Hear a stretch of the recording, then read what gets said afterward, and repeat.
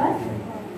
নলবাৰী জিলা বৰ্ণবাৰীৰ অনুষ্ঠিত সেই মুকলি সভাৰ সন্মানীয় সভাপতি মহোদয়, সভাৰ উদ্বোধক মহোদয়, এই সভাৰ সন্মানীয় মুখ্য অতিথি তথা শ্ৰদ্ধা নিৰ্দিষ্ট বক্তা প্ৰমুখ্যে সমাজসেৱাত উপস্থিত সমূহ ৰাইজ, জয় জয়তে সকলোলৈকে নমস্কাৰ জনাইছোঁ। অগ্ৰজনলৈ সেৱা জনাই আজিৰ এই সভাত মই দুআষাৰ ক'বলৈ লৈছোঁ। আমি সকলোৱে জানো যে 14 নৱেম্বৰ তাৰিখটো ভাৰতবৰ্ষত শিশু দিৱস হিচাপে পালন কৰা হয়। এই তাৰিখতে আমাৰ ভাৰতবৰ্ষৰ প্ৰথমগৰাকী প্ৰধানমন্ত্ৰী পণ্ডিত জৱাহৰলাল নেহৰুৰ জন্মদিন। যদিও ইউনাইটেড নেশ্যনছৰ সিদ্ধান্ত মতে 20 নৱেম্বৰ তাৰিখে বিশ্ব শিশু দিৱস পালন কৰা হয়। ভাৰতবৰ্ষও 1964 চনৰ আগলৈকে 20 নৱেম্বৰ তাৰিখে শিশু দিৱস পালন কৰিছিল। কিন্তু 1964 চনৰ পাছৰ পৰা অৰ্থাৎ পণ্ডিত জৱাহৰলাল নেহৰুৰ মৃত্যুৰ পাছৰ পৰা তেখেতলৈ সন্মান জনাই 14 নৱেম্বৰ তাৰিখে শিশু দিৱস ভাৰতবৰ্ষত পালন কৰি আহিছে। এইখিনিতে আমি আৰু এটা কথা জানিব ভাল হ'ব যে যদিও বা ইউনাইটেড নেশ্যনছৰ সিদ্ধান্ত মতে 20 নৱেম্বৰ তাৰিখে বিশ্ব শিশু দিৱস পালন কৰা হয়, বহুতো দেশে 1 জুন তাৰিখে শিশু দিৱস পালন কৰে। পণ্ডিত জৱাহৰলাল নেহৰুৰ জন্ম হৈছিল 1889 চনৰ 14 নৱেম্বৰ তাৰিখে এলাহাবাদ চহৰত, যাক এতিয়া প্ৰয়াগৰাজ বুলি জনা যায়। তেখেতৰ পিতৃৰ নাম আছিল মতিলাল নেহৰু, যি এগৰাকী সম্পত্তিশালী বেৰিষ্টাৰ আছিল, আৰু তেখেতৰ মাতৃৰ নাম আছিল স্বৰূপৰাণী নেহৰু। আচলতে স্বৰূপৰাণী নেহৰু মতিলাল নেহৰুৰ দ্বিতীয়গৰাকীহে পত্নী আছিল। তেখেতৰ দুইগৰাকী ভগ্নী আছিল, কৃষ্ণা নেহৰু আৰু বিজয়লক্ষ্মী নেহৰু। তেখেত অকল পণ্ডিত সম্প্ৰদায়ৰ হোৱাৰ বাবে জৱাহৰলাল নেহৰুৰ নামৰ আগত পণ্ডিত ব্যৱহাৰ কৰা হয়। জৱাহৰলাল নেহৰুৱে এলাহাবাদ চহৰৰ আনন্দ ভৱনত এটি বিলাসী শৈশৱ পাৰ কৰিছিল। তেখেতে ঘৰুৱা শিক্ষকৰ দ্বাৰা ঘৰতে প্ৰাথমিক শিক্ষাৰ সামৰণি মাৰিছিল। 15 বছৰ বয়সত তেখেতে ইংলেণ্ডৰ বিখ্যাত হেৰ স্কুলত গৈ আনুষ্ঠানিক শিক্ষা আৰম্ভ কৰিছিল। তাৰপিছত তেওঁ ট্ৰিনিটি কলেজ, স্কুল অৱ ল, কেম্ব্ৰিজ বিশ্ববিদ্যালয় আদিৰ পৰা অধ্যয়ন কৰিছিল আৰু বিজ্ঞানৰ স্নাতক ডিগ্ৰী 1909 চনত লাভ কৰিছিল। তেখেতে 1912 চনত ভাৰতলৈ ঘূৰি আহিছিল আৰু এলাহাবাদ হাইকোৰ্টৰ বেৰিষ্টাৰ হিচাপে নিজৰ কৰ্মজীৱনৰ আৰম্ভণি কৰিছিল। তেখেতে যদিও বা ওকালতে সোমাইছিল, তেখেতৰ মনটো ৰাজনীতিৰ ফালেহে গৈছিল।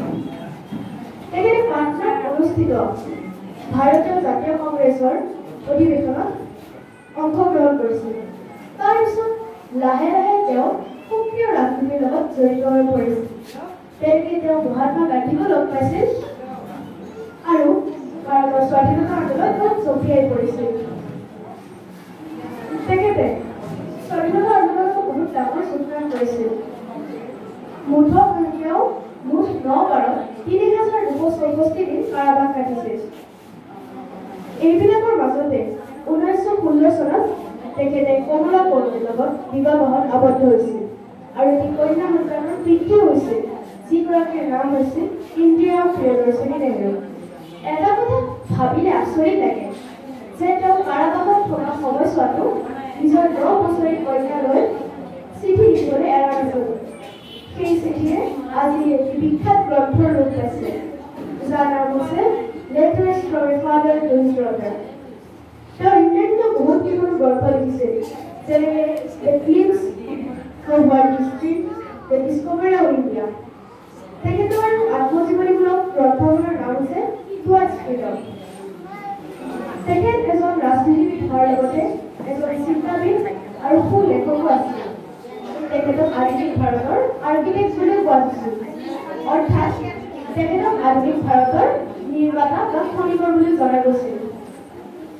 তেখেতে শিশুসকলক অত্যন্ত মৰম কৰিছিল আৰু ইলাভবোৰ ভাল পাইছিল। তেখেতে শিশুসকলৰ উন্নতিৰ বাবে এটি সংগঠন খুলিছিল, যাৰ নাম আছিল চিলড্ৰেনছ ফিল্ম ছ'চাইটি, যি শিশুসকলৰ বিশেষ চিনেমা নিৰ্মাণতে গুৰুত্ব দিছিল। তেওঁ 1955 চনত এটি ইণ্টাৰভিউত কৈছিল যে আজিৰ শিশুৱে কাইলৈ ভাৰত গঢ়িব আমি সিহঁতক যেনেকৈ গঢ় দিওঁ তেনেকৈ সেই ওপৰতে আমাৰ দেশৰ ভৱিষ্যত নিৰ্ভৰ হৈ আছে